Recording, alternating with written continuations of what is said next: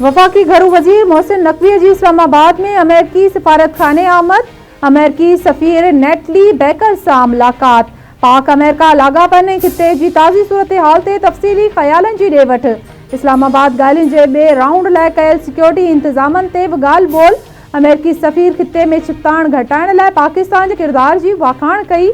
मोहसिन नकवीअ जो चवणु आहे त पंहिंजे ख़ासि महिमाननि जे लाइ सिक्योरिटीअ जा ख़ासि इंतज़ाम कया आहिनि। इस्लामाबाद ॻाल्हियुनि जे ॿिए मरहले जी कामयाबीअ लाइ दुआगू आहियूं। अमरीकी सदर डोनाल्ड ट्रंप जी ईरानी सामूंडी जहाज़ कब्ज़े में वठण जी दावा। चवे थो त सामूंडी लंघ आबनाए हरमुज़ में नाकाबंदीअ जी भञकड़ीअ ते ईरानी जहाज़ खे निशानो बणायो वियो।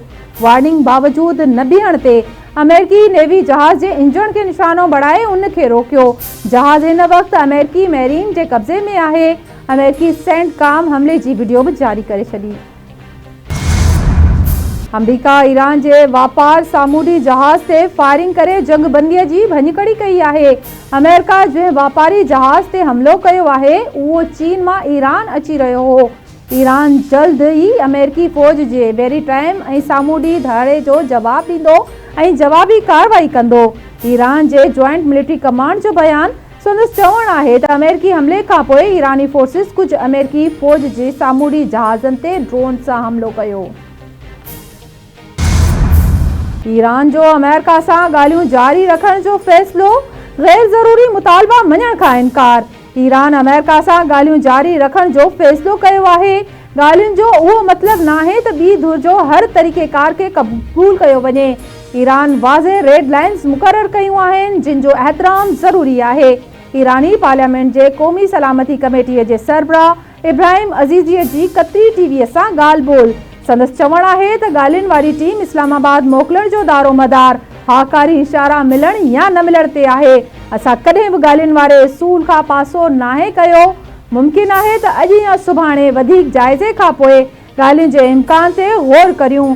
ॻाल्हियुनि लाइ ज़रूरी आहे त अमेरिकी ॻाल्हियुनि वारी टीम ईरान जे पैगामनि जो मुस्बत इशारो ॾे।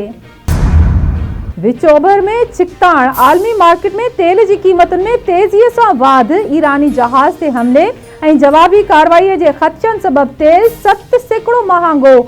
आलमी मार्केट में ब्रेंट कच्चो तेल 96 WTI $90 फी बैरल ते पहुची वियो।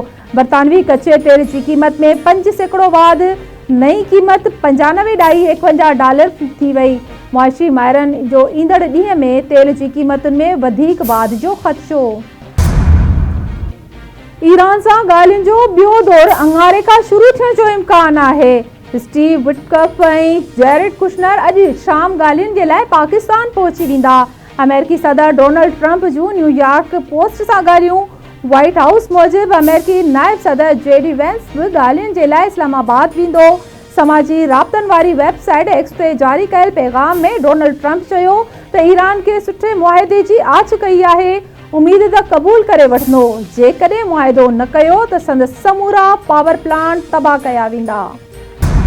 पाकिस्तान स्टॉक एक्सचेंज में कारोबार की शुरुआत ते शदीद बाड़ाई। 3000 खां वधीक पॉइंट्स की घटिताईअ सां पाकिस्तान स्टॉक मार्केट में 100 इंडेक्स 1,70,625 पॉइंट्स की सतह ते अची वियो।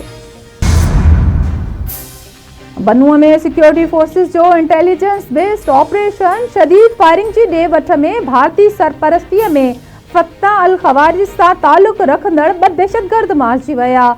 ISPR मूजिबि मारिजी वियल दहशतगर्दनि में ख़ारजी रिंग जो लीडर वहीदुल्ला उर्फ मुख्तियार ऐं हिकु आपघाती बमबार शामिल आहिनि। दहशतगर्दनि जे कब्ज़े मां आपघाती जैकेट, हथियार ऐं गोला बारूद बि हथ आया। सदर आसिफ अली ज़रदारीअ जी बनू में सिक्योरिटी फोर्सिस जे कामयाब ऑपरेशन ते ख़ुराज तहसीन।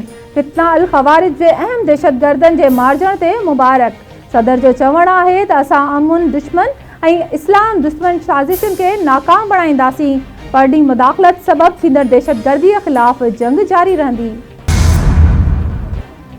घोटकी ज़िले में 56 खां वधीक इंसानी जानियूं गिड़काईंदड़ महर जतोई तकरार जो निबेरो अॼु थी रहियो आहे। सरदार अली गोहर बहर ऐं डॉक्टर इब्राहिम जतोईअ जी सरपंचीअ में निबेरो सर्किट हाउस सखर में थींदो। सिक्योरिटीअ जा गैर मामूली इंतज़ाम कया विया। ॿिन्हिनि धुरियुनि जे माण्हुनि जी आमद जो सिलसिलो जारी। जिरगे में ॿिन्ही धुरियुनि जा धार बयान कलमबंद कया वेंदा।